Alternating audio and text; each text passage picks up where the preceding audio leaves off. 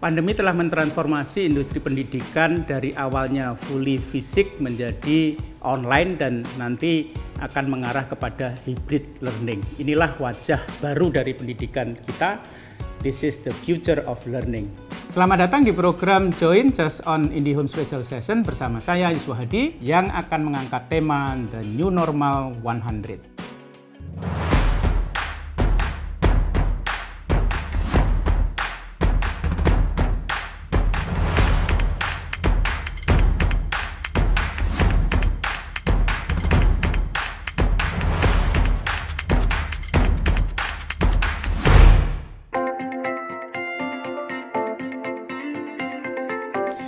Sebelum kita masuk ke tema pembahasan, jangan lupa untuk subscribe channel YouTube IndiHome dan follow semua sosial media channel IndiHome. Sobat IndiHome juga bisa mendapatkan e-certificate di setiap episode Join Special Session dengan mengikuti pre-test dan post-test di indihome.co.id/join.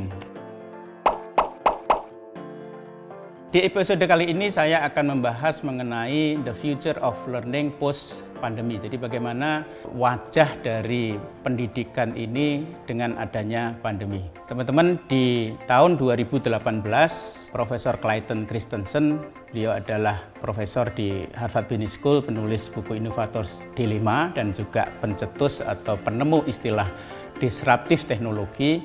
Dia memprediksi bahwa itu di tahun 2017 yang memprediksi bahwa separuh dari universitas di Amerika itu akan tutup gitu ya, akan berguguran karena adanya tren besar di industri pendidikan yaitu online learning. Jadi proses pendidikan menurut Profesor Clayton Christensen itu akan bermigrasi dari awalnya itu fisikal di dalam kelas itu akan berubah dilakukan secara online.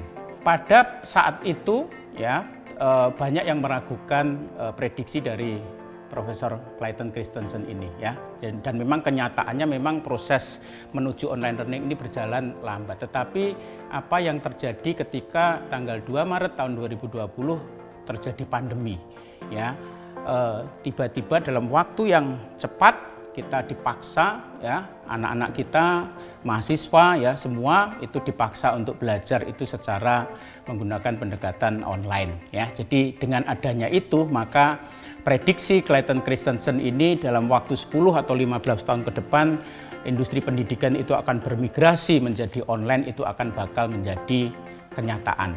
Itulah sebabnya kenapa COVID itu sering disebut sebagai the best CTO atau the best CEO gitu ya, Chief Information Officer atau the best Change Management Officer of all time gitu, karena bisa merubah umat manusia untuk bermigrasi dari physical learning kepada digital learning. Dengan adanya pandemi itu akan menjadi accelerator dari proses migrasi dari physical learning ke online learning ini. Ya, istilahnya adalah MOOC ya, atau Massive Open Online Course. Itu akan menjadi bisnis yang booming di masa pandemi dan post pandemi.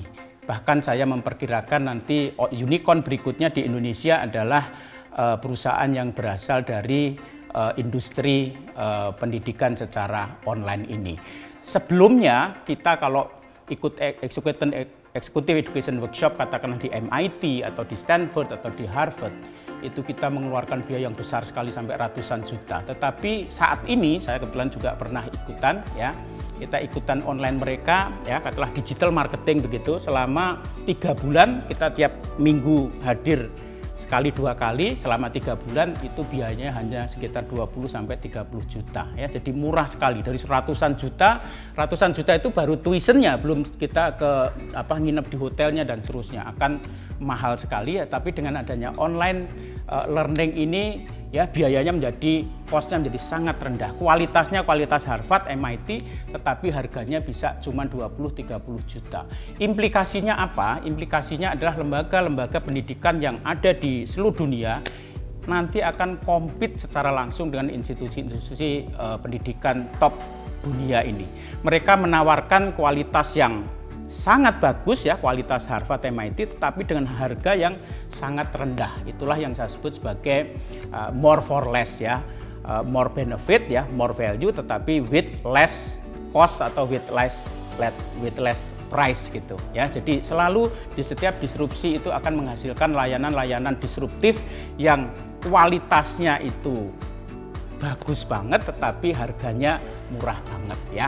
Nah, ini implikasi bagi lembaga-lembaga pendidikan kita untuk bagaimana dalam waktu yang cepat ini pertama harus melakukan digital transformasi untuk masuk ke platform digital dalam mendeliver konten pembelajaran.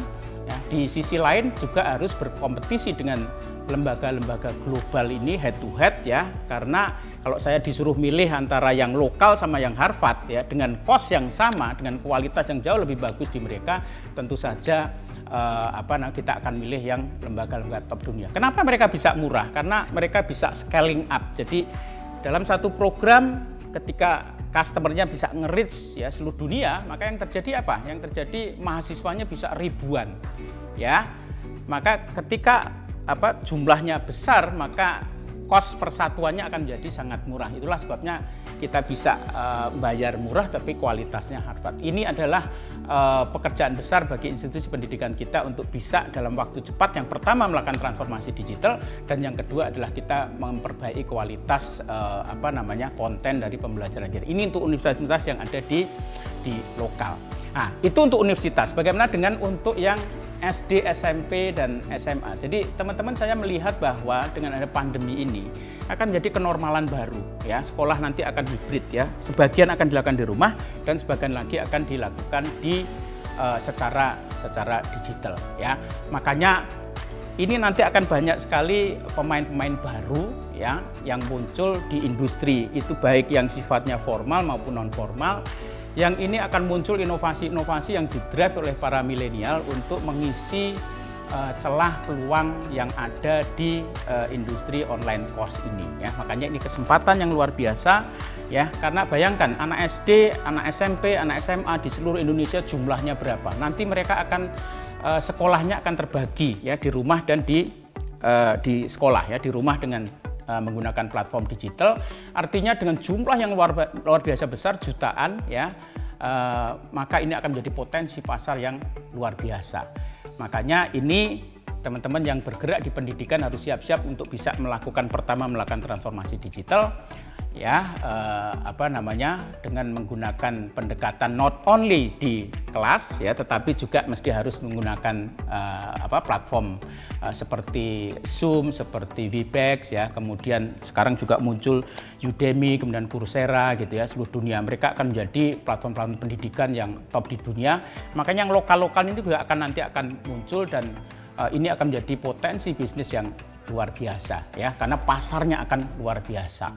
Nah, jadi pandemi akan mengakselerasi online learning dan kemudian dalam waktu yang sangat cepat para entrepreneur mesti harus bisa memanfaatkan momentum booming dari online learning ini untuk menciptakan startup baru, perusahaan-perusahaan baru untuk menangkap pasar yang luar biasa. Karena itu saya mengatakan teman-teman bahwa era pandemi adalah era berjuta peluang ya, salah satunya adalah di industri pendidikan ini. Makanya kita harus banyak mikir, harus banyak merumuskan ide, merumuskan strategi untuk bagaimana kita memanfaatkan peluang di industri pendidikan itu untuk menciptakan startup baru, layanan baru, kemudian bisnis baru, sehingga kita akan menjadi pemenang ya di era post pandemi, terutama di sektor pendidikan.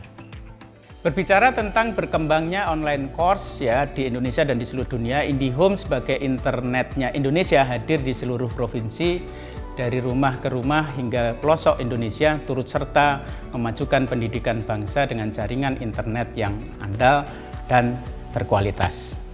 Demikianlah pembahasan episode kali ini. Nantikan join special session bersama saya berikutnya. Jangan lupa untuk kunjungi microsite indihome.co.id/join.